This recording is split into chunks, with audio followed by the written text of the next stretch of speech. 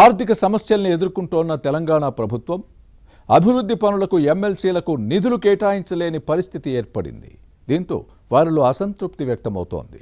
ఎమ్మెల్యేలకు నిధులు ఇచ్చినా చేసిన పనులకు బిల్లులు చెల్లించకపోవడంతో సమస్యలు వస్తున్నాయి. దీంతో అసంతృప్తి వ్యక్తమవుతోంది. తెలంగాణ శాసనసభ్యులు ఎమ్మెల్సీల ప్రత్యేక అభివృద్ధి నిధుల అంశంపై ఇన్సైడ్ స్టోరీ.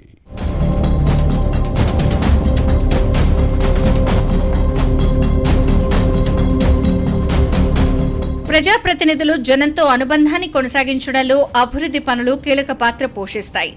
ఎమ్మెల్యేల తరహాలోనే ఎమ్మెల్సీలు తమ పరిధిలోని గ్రామాలు, పట్టణాల్లో చిన్న చిన్న అభివృద్ధి కార్యక్రమాలకు నిధులు కేటాయిస్తూ ప్రజల్లో తమ పరపతిని పెంచుకోవాలని చూస్తారు. కానీ ప్రస్తుతం ఈ పరిస్థితి లేకుండా పోయింది. పదవి, ప్రోటోకాల్ ఉంది, జీతభత్యాలు ఉన్నాయి, సిబ్బంది, గన్మెన్లు ఉన్నారు. కానీ ఎవరైనా వచ్చి అభివృద్ధి పనులకు నిధులు అడిగితే మాత్రం తెల్లమొహం వేయాల్సి వస్తుందనే ఆవేదన ఎమ్మెల్సీల్లో కనిపిస్తోంది. బయటకు చెబితే పరువు పోతుంది, చెప్పకపోతే ప్రభుత్వం నుంచి స్పందన ఉండదు.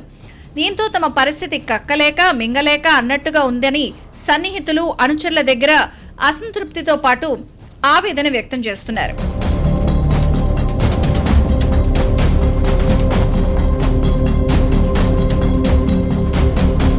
ఎమ్మెల్యేలు, ఎమ్మెల్సీలకు నియోజకవర్గ అభివృద్ధి నిధులు కేటాయించే సంప్రదాయం ఉంది. ఉమ్మడి ఆంధ్రప్రదేశ్తో పాటు తెలంగాణ ఏర్పడిన తర్వాత ఇదే విధానం అమల్లో ఉండేది. నిధులను సీసీ రోడ్లు, డ్రైనేజీలు, వీధి దీపాలకు వెచ్చించేవారు. అలాగే పాఠశాలల మరమ్మతులు, కమ్యూనిటీ హాళ్లు వంటి పలు అభివృద్ధి పనులు చేపట్టేవారు. దీంతో ప్రజలతో ఎమ్మెల్సీలకు ప్రత్యక్ష సంబంధం కొనసాగేది. కానీ కాంగ్రెస్ ప్రభుత్వం అధికారంలోకి వచ్చిన తర్వాత ఎమ్మెల్సీలకు గతంలో మాదిరిగా నిధులను ఇవ్వడం లేదు. దీనిపై సొంత పార్టీ ఎమ్మెల్సీల నుంచే అంతర్గతంగా అసంతృప్తి స్వరాలు వినిపిస్తున్నాయి. గతంలో శాసనమండలి సభ్యులకు 5 కోట్ల రూపాయల నియోజకవర్గ అభివృద్ధి నిధులను కేటాయించేవారు. దీనిలో కొంత భాగాన్ని మన ఊరు, మనబడి వంటి పనులకు వినియోగించి మిగిలిన నిధులను ఇతర స్థానిక అవసరాలకు ఖర్చు చేసేవారు. కానీ కాంగ్రెస్ ప్రభుత్వం కొలువుదీరి 2.5 ఏళ్లు గడిచినా ఎమ్మెల్సీలకు నిధులు విడుదల కాలేదని సమాచారం. దీంతో అధికార పార్టీ ఎమ్మెల్సీలు బహిరంగంగా మాట్లాడలేకపోయినా తమ పరిస్థితి ఉత్సవ విగ్రహాలుగా మారిందని అసంతృప్తితో రగిలిపోతున్నారని పార్టీ వర్గాల్లో వినిపిస్తోంది.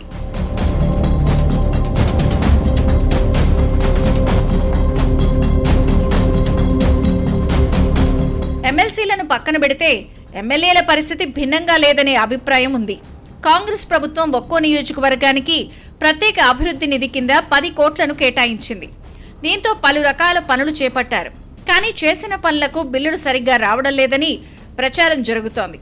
ఈ క్రమంలోనే కాంట్రాక్టర్లు బిల్లుల కోసం ఎమ్మెల్యేలపై ఒత్తిడి చేస్తున్నారని సమాచారం. ఇందుకోసం శాసనసభ్యులు సచివాలయం చుట్టూ చక్కర్లు కొడుతున్నారు. దీంతో పనులు చేసిన వారితో పాటు ఎమ్మెల్యేలు ఇబ్బందులు ఎదుర్కొంటున్నారు అనే మాట వినిపిస్తోంది. తెలంగాణ ఆర్థిక దుస్థితికి ఇలాంటివి అద్దం పడుతున్నాయి.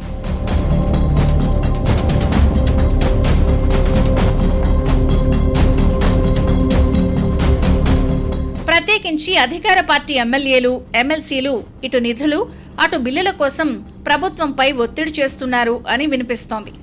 ఈ విషయాన్ని పెద్దల దగ్గర మొరపెట్టుకుంటున్నారు.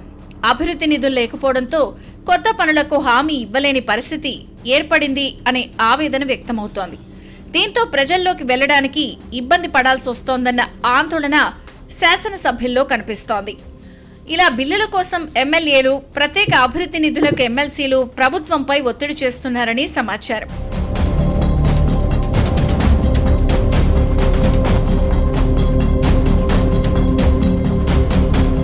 కానీ బీఆర్ఎస్ సర్కార్ మోపిన అప్పుల భారంతోనే ఇలాంటి పరిస్థితి ఏర్పడిందని కాంగ్రెస్ ప్రభుత్వం చెబుతోంది. ప్రస్తుతం సంక్షేమ పథకాల అమలు, అప్పుల చెల్లింపులకే ప్రాధాన్యత ఇస్తోంది. రాష్ట్ర ఆర్థిక పరిస్థితి ఇప్పుడిప్పుడే క్రమంగా మెరుగుపడుతోందని, కొంత కుదురుకున్న తర్వాత అభివృద్ధి కార్యక్రమాలపై మరింత దృష్టి పెట్టి నిధులు కేటాయిస్తామని చెబుతోంది. మరోవైపు ఎమ్మెల్సీలు, ఎమ్మెల్యేలు మాత్రం ప్రజల మధ్య చురుగ్గా ఉండాలంటే అభివృద్ధి నిధులు అత్యవసరమని ఒత్తిడి తెస్తున్నారు. ఇది సర్కార్ పెద్దలకు తలనొప్పిగా తయారైందనే చర్చ సాగుతోంది. ఈ విషయంలో ప్రభుత్వం మున్ముందు ఎలా వ్యవహరిస్తుందో చూడాలి.